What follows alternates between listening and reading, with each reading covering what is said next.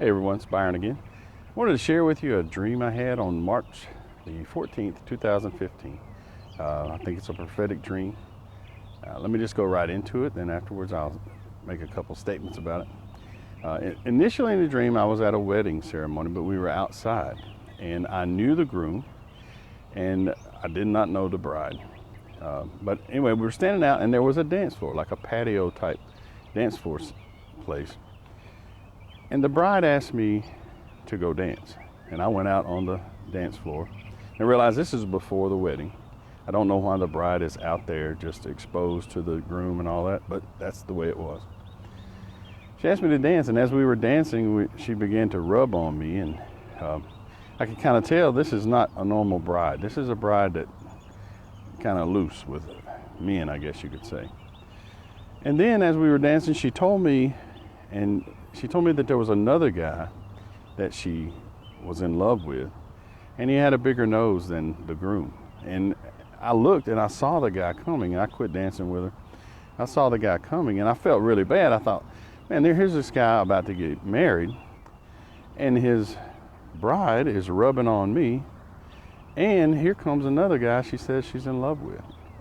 So I went to the groom, and I pulled him over to the side, and I began to tell him what had just occurred, that she had told me she loved this other guy, and she was rubbing all over me like she was trying to entice me. As soon as I told him that, the scene changed, and we were inside a church. I can't say that it was the church that the wedding was going to happen. I don't think that it was. I think it was just a regular church.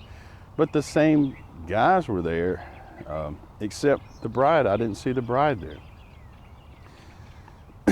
So we were in this church, and a guy got up and he began to sing a song, and he sang it a cappella. There was no music. Nobody was helping him. He sang the first verse, and it was absolutely beautiful. But when it got to the chorus, we all began to sing in harmony. It was as if we had been at practice, and we knew exactly which parts to sing, and the sound was so tremendous in the house. After we finished the chorus, then another guy got up without missing a beat and began to sing the second verse.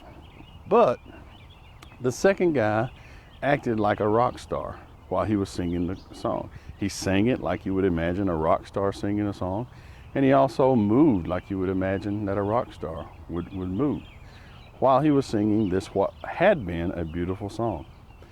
And when it got to the chorus, we all joined right in and sang harmony just like he was singing the rock style lyrics. And after the song was over with, the guy who had the big nose, the second guy in this dream that she had said she loved more than the groom, he came up to me and said, "Hey, you got a minute?" and pulled me over to the side, and walked over to the side. I'm kind of looking down and all that stuff, and he said, "Hey, Byron." And when I looked up, the groom and he were standing beside each other, and the groom kicked with a back type kick, like a mule would kick, dried worms up on me, and they just landed on me. And then the dream was over. Immediately after the dream was over, I was a little confused. I prayed, I asked God, I said, what did that just mean? I don't understand what that is. And the first thoughts that came to my mind after the dream was people who are in the church, but they have a false conversion. They may have said the sinner's prayer, but they did not receive Christ into their heart. And they're actors. They are acting the best that they can to try to project a Christian image. But because they do not have Christ, because they do not have the Holy Spirit, they're doing the very best that they can to act their way through life. Now, this actor thing is much bigger than just me mentioning here in this dream, because I have been seeing dreams of actors consistently for a couple years now. So that was the first thing that the Lord showed me about the dream, that there's actors in the church. And in this case, we saw in the second verse of the song, probably someone who was an actor who got up and sang a song for the Lord like he's a rock star. And I know that you know that the music has changed. Music styles has changed out here in the world. But I can tell you this, God does not change, and the melodies and the songs that are pleasing to the Lord cannot be changed in order that they can be sung in a contemporary style, especially if you go with a rock or a rap or some kind of style like that. They just can't be done. So that was the first thing that came to mind. The false converts, the goats trying to act like sheep that are in the church today. And we all know that they're there. But here's the second part. Just shortly after that thought went through my mind, the Lord also showed me that this was a situation where the church was whoring around. Let's take the bride in the dream. The bride could have represented, and probably did, the bride of Christ. The one who had reserved herself for Christ. The one whose only eyes were on Christ. The one who should have never thought about another man. Who should have never considered whoring around. And when I say this thing, I know there's some people that don't quite understand how the Bible illustrations go. But many times in the Bible, God says that Israel, Judah, whored around, went and played the harlot. So that bride was playing the harlot in the dream. Right there in front of her groom, she was rubbing all over me and also telling me she loved somebody else. So there's three people in the scene. Also, one, the initial groom, may have represented Jesus Christ. In today's world, we have people that claim they are Christian. We have people that probably at one time had an experience with the Lord. But things of this world crept in on them. And now today when I'm out doing my travels and talking to people and all that stuff, let's say, for example, I go into someone's home and they have actually accepted me in and said, let's go over some Bible, some stuff in the scriptures. Well, I have to ask them to turn their television down. Now, I'm afraid to tell them to turn it off because I know that they're going to, be miserable. But I ask them to turn their television down so that we can actually hear what we're saying and communicate back and forth. Now, regardless if you believe this or not, the television is run by Satan. Most of the stuff on there, and you'd have to be blind not to see this, most of the stuff on there is trying to lead you toward a new world order. Either it's through trying to confuse you, trying to make you scared, if you watch the news and things like that, or just expose you to iniquity, such as, just regular television shows that shows you how to sleep around on somebody or shows you how to kill somebody and not get caught. So there's one thing that I believe, personally, people are whoring around on Christ or playing the harlot.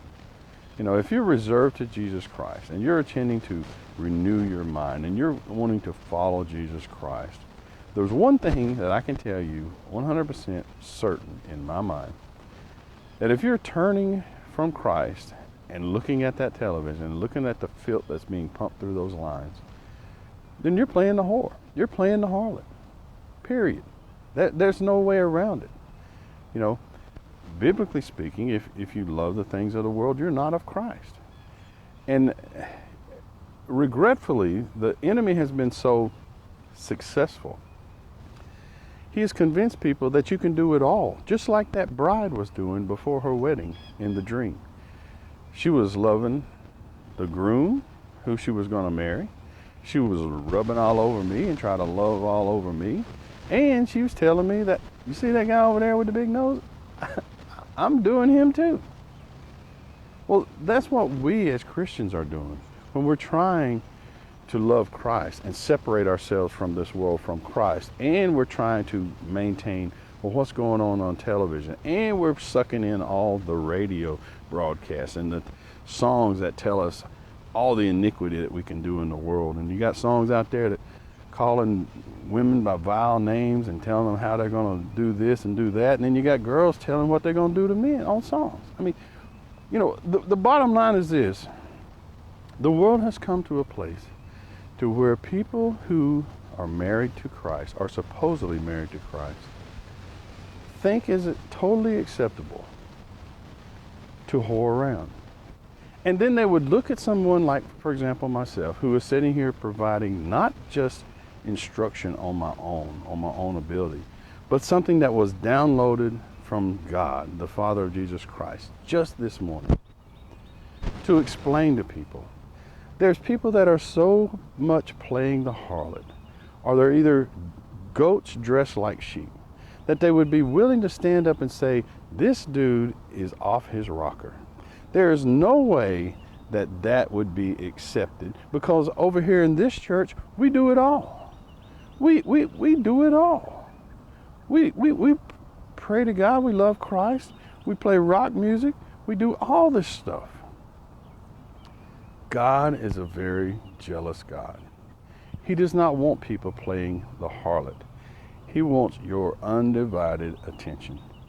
And in this apostasy that we're currently living in today's world, that we were actually, most of us, born into, it has become acceptable by the world to do whatever iniquity that's out there.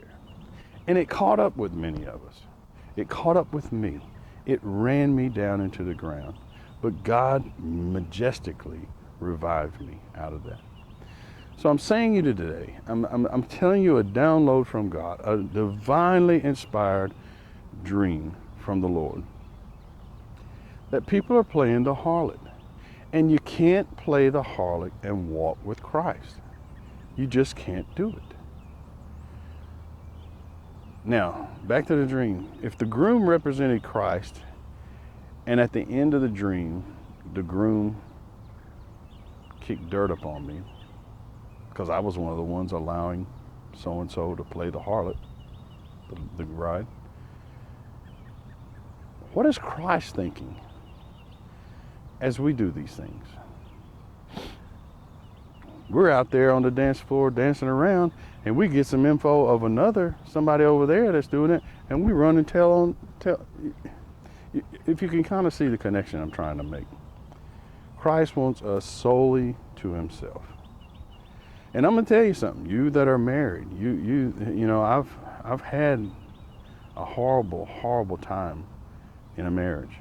And I can tell you this, that if one of you is following Christ and the other isn't, disastrous. You might be able to get through that, but it's going to be rough. If neither of you are following Christ, God help you. And then if there's children involved, oh my gosh, the burdens that we lay on the children. So I share that with you. It's a this morning fresh download from the Lord, talking about people playing the harlot, people running around behind Christ's back, people doing things that are not of Christ, while Christ is physically right there looking at them. So thank you.